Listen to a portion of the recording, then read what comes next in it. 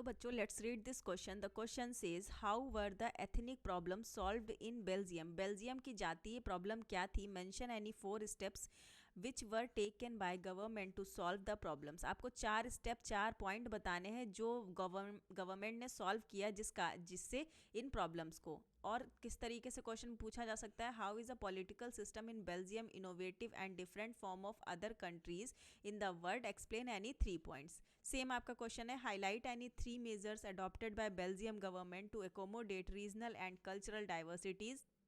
Next है आपका, explain any 3 elements of the Belgium model of power sharing. Next, what are some of the basic element of Belgium model of power sharing, right any 3.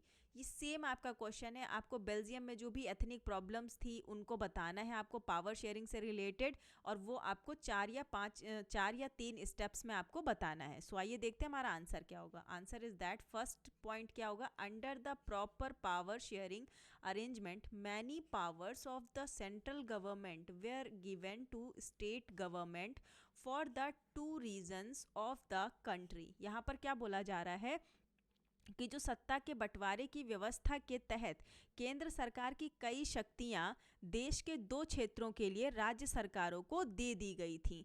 Next point हमारा क्या कह रहा है, a separate government has been set up Brussels in which both the communities have equal representation. यहाँ पे क्या बोलना चाह रहा है कि राज्य और जो आपका यहाँ पर आपका बोलना चाह रहा है कि जो ब्रुसेल्स में एक अलग सरकार की क्या करी गई थी, स्थापना करी गई थी, सेपरेट गवर्नमेंट की स्थापना करी गई थी, जिसमें दोनों समुदायों का प्रतिनिधित्व जो था वो क्या था, समान था, इक्वल रिप्रेजेंटेशन था.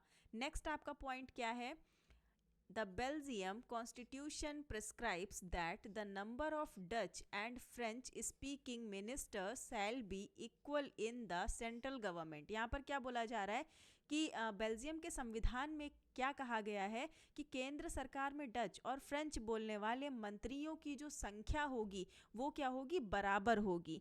इसमें ये क्या कहा गया था, इस प्रकार मतलब कोई भी एक समुदाय जो है वो एक तरफा निर्णय नहीं ले सकता है, ये बात इसमें कही गई थी, कॉन्स्टिट्यूशन में ये था.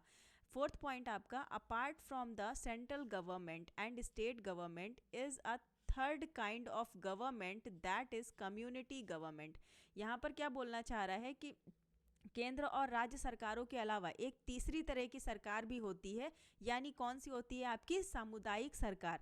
सामुदायिक सरकार का मतलब क्या होता है, ये भाषा समुदाय से संबंधित लोगों द्वारा क्या होती है, चुनी जाती है. जैसे अगर हम इसमें फॉर एग्जाम्पल की बात करें तो इसका जो एग्जाम्पल होगा आपका वो क्या हो जाएगा, इसके एग्जाम्पल की बात करें तो इसका एग्जाम्पल हो जाएगा आपका डच. इसमें कौन कौन से आएंगे, डच, फ्रेंच एंड आपके आते हैं जर्मन.